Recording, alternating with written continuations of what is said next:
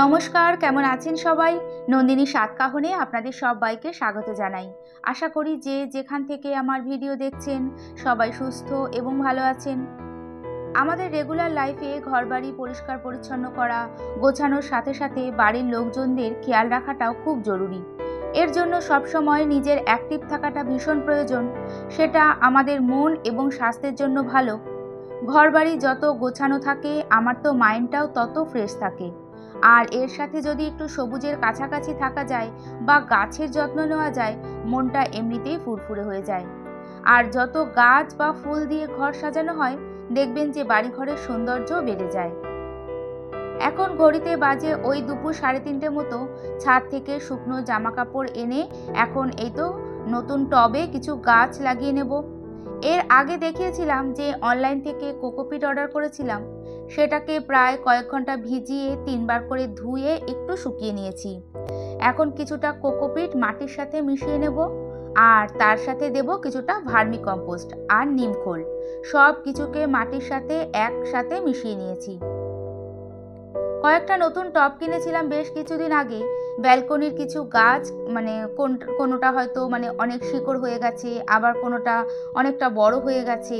সেগুলো সব ঠিক করতে হবে। সত্যি কথা বলতে শীতের মধ্যে না আর সময় করে উঠতে পারছিলাম না। এই যে এই টব সহ মানি প্ল্যান্টটা লাগানো, এটা টবের মধ্যে রয়েছে প্রায় 5 বছর মতো। আর এর থেকে যে কত ডাল কাটা হয়েছে তার কোনো ঠিকানা নেই। আর এর মধ্যে দেখা যাচ্ছে যে প্রচুর শিকড় হয়ে গেছে।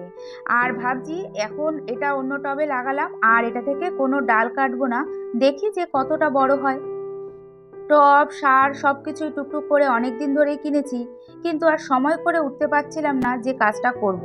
সারাদিন সংসারের যাবতীয় কাজ থাকে, সাথে রেগুলার তো এখানে ওখানে যাওয়া হচ্ছে। ঘরে বাইরে দুদিক সামলে কিছুতেই সময় করে উঠতে পারছিলাম না। গতকাল ভেবেই রেখেছিলাম যে সকাল থেকে সব কাজ অফ ক্যামেরায় করে দুপুরে আজকে কাজটা করবই। আজ সকালে দুঘরের বেড কভার চেঞ্জ করা থেকে শুরু করে প্রচুর কাচাকাচি করেছি। সোয়েটার, পাপোশ, অনেক কিছু। সাথে ঘর ঝাড়মুছ করা, রান্নাঘরের যাবতীয় কাজ করে ওই দুপুরে খাওয়া দাওয়ার পর মনে হচ্ছিল একটু রেস্ট নিই। তারপর ভাবলাম রেস্ট নিলে আর এই কাজটা হবে না। কাজটা আজকে করব যখন ভেবেছি আজকেই করব। তারপর যখন গাছের যত্ন নেওয়া শুরু করলাম, সত্যি কথা ক্লান্তিটা যে কোথায় চলে গেল। কয়েকদিন আগে বাম্বু প্ল্যান্ট কিনেছিলাম, সেটাও টবের মধ্যে সেট করা হচ্ছিল না। আজকে সব একবারে করে নিলাম। আমার ব্যালকনিটা খুব একটা বড় না, ছোট হলেও ব্যালকনির এই জায়গাটা আমার ভীষণই প্রিয়। আর কয়েকটা গাছ লাগানো বাকি আছে, কিন্তু ওই সন্ধে সন্ধে হয়ে আসছিল, ব্যালকনিতে ঠান্ডা হাওয়া দিচ্ছিল আর সাথে দু একটা মশাও কামড়াচ্ছিল। তাই ভাবলাম থাক, অন্যদিন আবার করা যাবে। এখন ঝটপট করে এই তো গাছগুলোকে একটু সুন্দর করে সাজিয়ে রাখছি। বৈশালী নাথ আমার থেকে বড় না ছোট ঠিক বুঝতে পারছি না, তাই দিদিভাই বলবো না বন্ধু, আমি ঠিক কনফিউজ। আমাকে কমেন্টস করেছে, আমি রোজ তোমার ব্লগ দেখি, তুমি হার্ড ওয়ার্কই করো না, সাথে স্মার্ট ওয়ার্কও করো, আর সেটাই খুব ইমপ্রেসিভ লাগে আমার। থ্যাংক ইউ দিদিভাই এত সুন্দর একটা কমেন্টস করার জন্য। আর কি বলতো দিদিভাই, সংসার জীবনের এতগুলো বছর পার করার সাথে সাথে বুঝেছি যে নিজের খাটুনি একটু কমানোর জন্য হার্ড ওয়ার্কের সাথে বুদ্ধি করে স্মার্ট ওয়ার্কটাও করা দরকার। শুধু আমার ক্ষেত্রে না, প্রত্যেকের ক্ষেত্রেই। না হলে না যে কোনো কাজ করতে বোর ফিল হয়।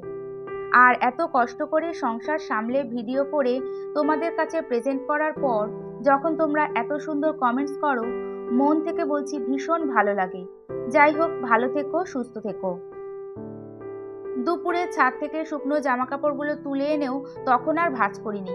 তখন যদি এত জামা কাপড় ভাঁজ করতাম তাহলে না আজকে আর গাছগুলো লাগানোই হতো না। তাই এখন সন্ধে দিয়ে ঠান্ডার মধ্যে বেশ কড়া করে দুধ চা খেয়ে নিয়েছি।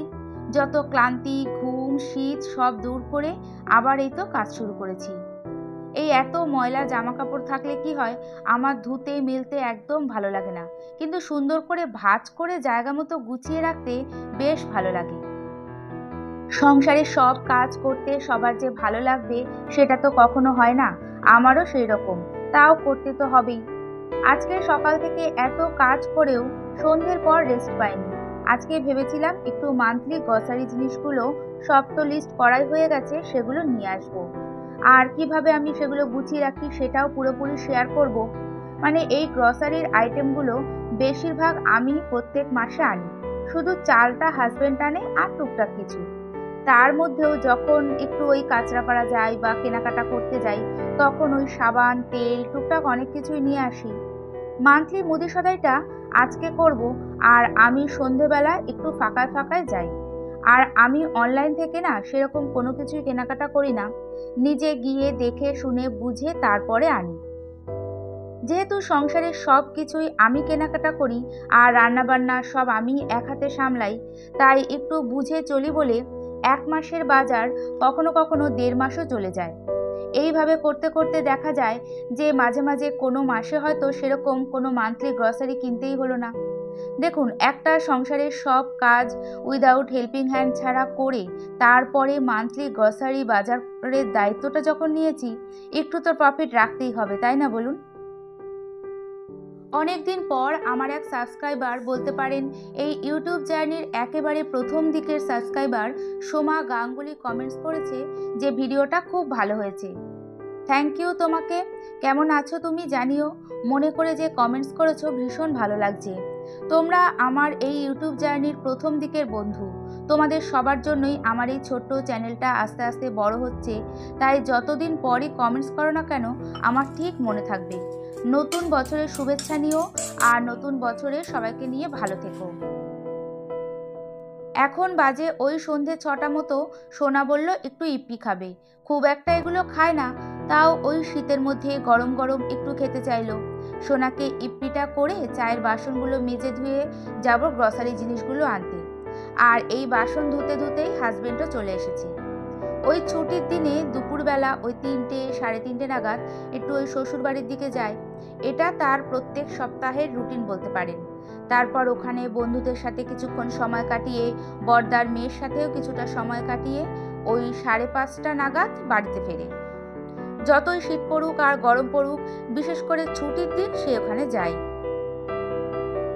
সকালে নতুন আলু এনেছিল, সেগুলো ধুয়ে ব্যালকনিতে রোদে দিয়েছিলাম।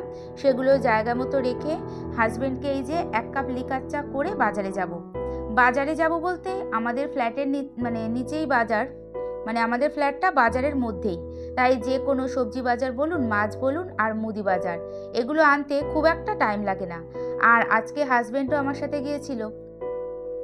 গ্রসারি জিনিসগুলো নিয়ে যখন ঘরে আসি তখন বাজে ওই 7:30 মতো। তারপর হাজবেন্ড বলল যে চলো মেলা থেকে ঘুরে আসি। আমাদের এখানে ফ্ল্যাট থেকে ওই 3-4 মিনিটের হাঁটা পথে অনেক বড় মেলা হচ্ছে। এদিকে ঘরে অনেক বাজারও রয়েছে, মানে কাজ রয়েছে। তারপর জাস্ট ওই সোয়েটারটা একটু চেঞ্জ করে রেডি হয়ে 3জনে মিলে চলে গেলাম। ওখানে হেমন্ত মুখোপাধ্যায়ের গান করছিল একটা আর্টিস্ট, নামটা ঠিক মনে পড়ছে না, কি ভট্টাচার্য জানি। এত ভালো গাইছিল, দাঁড়িয়ে দাঁড়িয়ে বেশ কিছুক্ষণ সেই গান শুনছিলাম। তারপর টুকটাক কিছু খাওয়া দাওয়া করে ঘোরাফেরা করে সোজা বাড়ি। আর মেলায় গেলে ভাপা পিঠে আমি খাবই। শীতের মধ্যে গরম গরম ভাপা পিঠে ভীষণ ভালো লাগে। এরই সাথে ভিডিওটি দেখতে দেখতে কোথাও ভালো লেগে থাকলে একটা লাইক করে দিতে ভুলবেন না। চাইলে ছোট্ট একটা কমেন্টস করে আরও এরকম ভিডিও দেখতে চাইলে চ্যানেলটি সাবস্ক্রাইব করে রাখতে পারেন। আর কাজগুলো যদি আপনি অলরেডি করে থাকেন তাহলে আপনাকে অসংখ্য ধন্যবাদ। শিল্পী বৈদ্য আমাকে লিখেছে, তোমার ভিডিওগুলো দেখি, খুব ভালো লাগে, খুব ভালো থেকো তুমি। অনেক ধন্যবাদ তোমাকে। তুমি কেমন আছো জানিও। আর আমার ভিডিওগুলো যে তোমাদের ভালো লাগে এটা শুনে আমার তো ভীষণ ভালো লাগে। সবিতা মালাকার লিখেছে, দিদি তুমি রাতে কখন ঘুমাতে যাও যে এত সকালে উঠতে পারো? তোমার জামাকাপড় ভাঁজ করাগুলো খুব সুন্দর। আমি রাতে ওই 10:30 থেকে 11টার মধ্যে ঘুমিয়ে পড়ি, আবার মাঝে মাঝে এই ঠান্ডার মধ্যে আগেও শুয়ে পড়ি। আর সকালে ওঠাটা না একটা হ্যাবিট হয়ে গেছে বলতে পারো। যদি রাত 12টাতেও ঘুমাতে যাই তাও ঠিক ঘুম ভেঙে যায়। আর আমার জামা কাপড় ভাঁজ করাগুলো তোমার খুব ভালো লেগেছে, থ্যাংক ইউ সবিতা। কি বলতো, যে কোনো জিনিস যদি ভালো করে পাট করে ভাঁজ করে রাখো সেটা ব্যবহার করতেও দেখবে ভালো লাগে। লুনা সাহা লিখেছে, তোমার ভিডিও যত দেখি তত কাজ করার ইচ্ছে জাগে নিজের ভেতরে। Thank you. যতটা সম্ভব তুমি এই প্রথম আমার ভিডিওতে কমেন্টস করলে। আমি তো সবসময় চেষ্টায় থাকি আমার ভিডিও দেখে তোমাদের যেন একটু হলেও উপকার হয় বা একটু হলেও মোটিভেট হও। একই রকম কাজ করতে করতে বোর হয়ে গেলে এরকম ভিডিও দেখে সত্যি কাজের এনার্জি ফিরে আসে। কমেন্টস পড়ে মনে হলো বেশ অনেক দিন ধরেই আমার ভিডিও দেখা হচ্ছে, মাঝে মাঝে কমেন্টসের মাধ্যমে যোগাযোগ রেখো।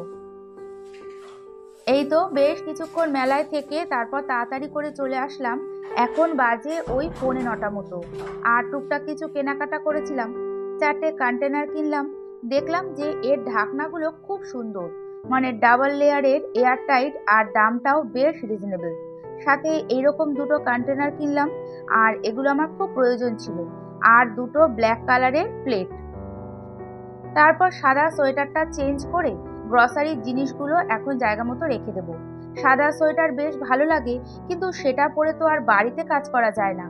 যাই হোক, এই তো এনেছি 3টে সর্ষের তেলের প্যাকেট, একটা রিফাইন্ড অয়েল, কারণ রিফাইন্ড অয়েলটা আমরা খুব কম খাই। এছাড়া সুজির প্যাকেট, চা পাতা, আর ওই দোকান থেকে, যে দোকান থেকে গ্রসারি আনি সেই দোকানে না লুজ ঘিটা ভীষণই ভালো, দারুণ গন্ধ। তাই কাচের কন্টেনার নিয়ে যাই আর এর মধ্যেই একেবারে নিয়ে আসি। এছাড়া এই তো সব কিছু আপনাদের সাথে শেয়ার করছি। আর আমরা এই যে পুরোর হেলদি সল্টটা ইউজ করছি, সাথে এই অর্গানিক ব্রাউন সুগারটা, এগুলো গত মাসে 1 প্যাকেট করে এক্সট্রা রয়ে গেছে, তাই 1 প্যাকেট করে এ মাসে আনলাম।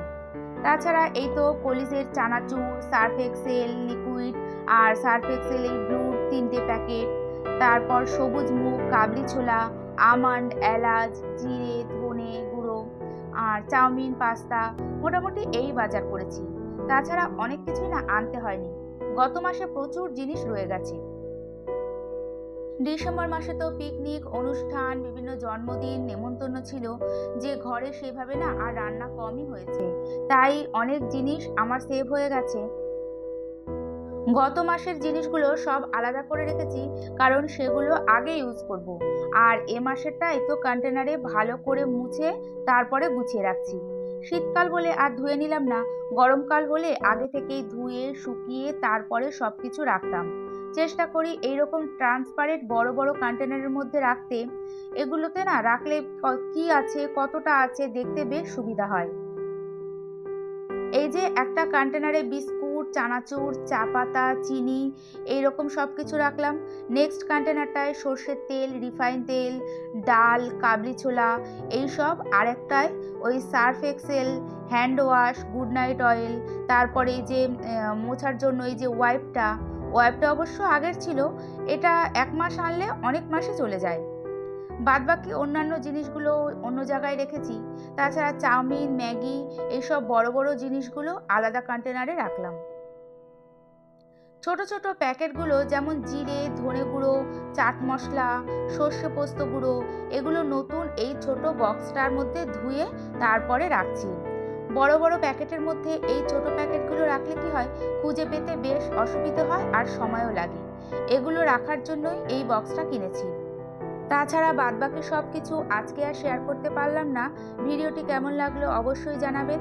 আবারও দেখা হবে এই আশা নিয়ে আজকে ভিডিওটি এখানেই শেষ করছি। এতক্ষণ আমার সাথে থাকার জন্য অনেক ধন্যবাদ।